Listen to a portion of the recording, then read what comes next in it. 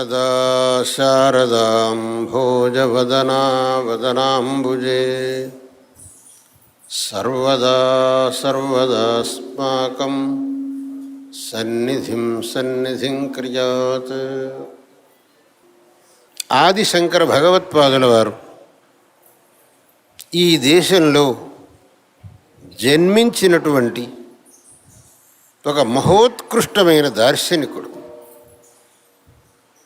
ఆయన సాక్షాత్తు పరమేశ్వరుడి యొక్క అవతార స్వరూపులు.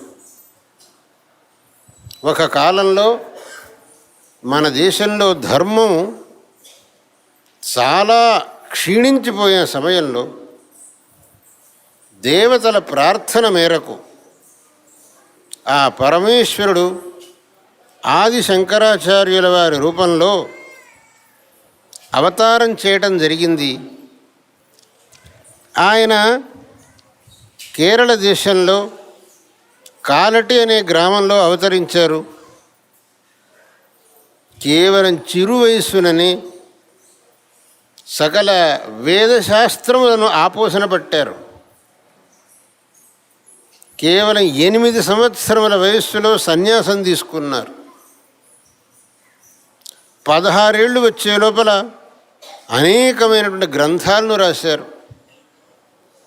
కేవలం 32 వయస్సు వచ్చే లోపల యావత్ భారతంలోనూ 3 మార్లు సంచరించి జనులకు ధర్మప్రబోధం చేసి అపారమైనటువంటి లోకోపకారం చేశారు. అటువంటి వ్యక్తిత్వాన్ని అన్యత్ర ఎక్కడా మనం చూడలేం. అందువలననే ఆయనను మనం పరమ ఆరాధ్యుడిగా పరమ పూజ్యుడిగా సేవించుకుంటున్నాం.